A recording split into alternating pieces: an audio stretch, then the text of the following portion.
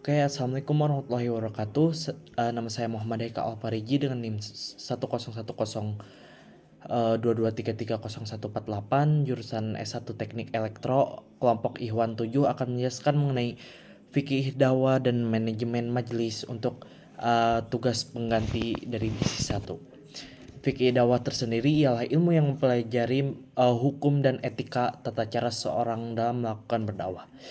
Fikih dakwah itu sendiri harus dipelajari oleh setiap muslim, baik bagi pendengar dan juga bagi dai-dai yang menyampaikan pelajaran-pelajaran mengenai agama Islam, karena hal itu sesuai dengan syariat-syariat agama Islam. Eh, apa it- apa sih dakwah itu? Dakwah merupakan kegiatan untuk menyebarkan ajaran-ajaran Islam kepada umat manusia. Dan hukum berdakwah bagi setiap muslim ialah wajib, tetapi ada beberapa kondisi yang membuat hukum itu tidak terikat pada seorang manusia. Hukum fardu ain ketika ada seorang yang memiliki pengetahuan mengenai suatu agama, maka ia wajib untuk menyampaikan dakwah-dakwah Islam.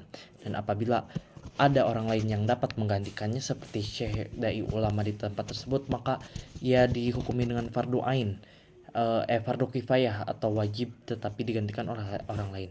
Dan akan dikatakan sunnah apabila kondisi normal tidak mendesak dan ada orang lain yang lebih paham, maka hukum berdakwah itu sunnah bagi seorang.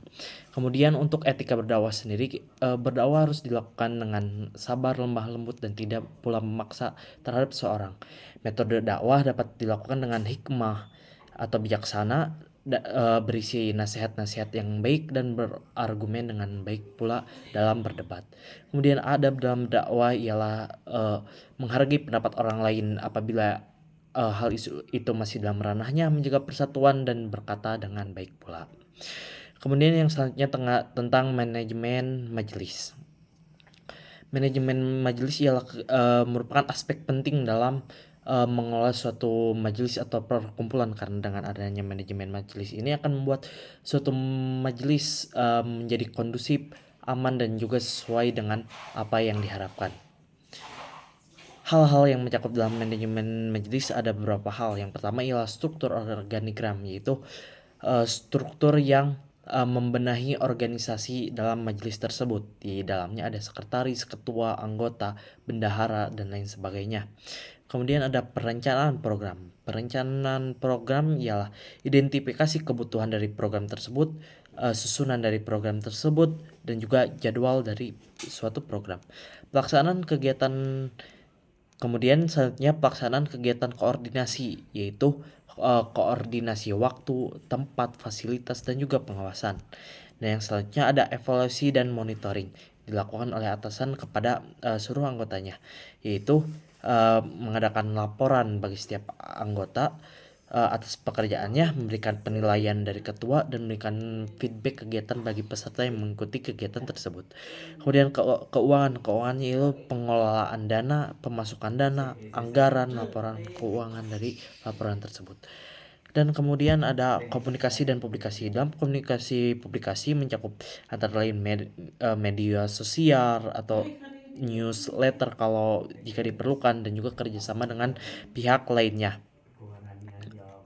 Kemudian pengembangan sumber daya manusia. Dalam pengembangan sumber daya manusia, di dalamnya terdapat tentang pelatihan pelatihan dari panitia, kaderisasi, dan juga motivasi yang diberikan kepada panitia. Kemudian ada aspek hukum dan legalitas, yaitu pendirian dari suatu majelis, aturan, dan juga tata tertib yang nantinya diterapkan oleh majelis yang nantinya akan dipatuhi oleh seluruh anggota majelis. Aspek-aspek tersebut merupakan aspek yang sangat penting di dalam suatu majelis, karena dengan adanya aspek tersebut akan membuat majelis menjadi tertib, aman, dan sesuai dengan tujuan bersama dari didirikannya majelis tersebut. Hal-hal tersebut berasal dari sumber yang saya ambil mengenai fikih dari kitab Bidayatul Mujtahid kayak Ibnu Rushd, dan juga manajemen majelis taklim karya Dr. Haji Ahmad Muin Salim. Terima kasih.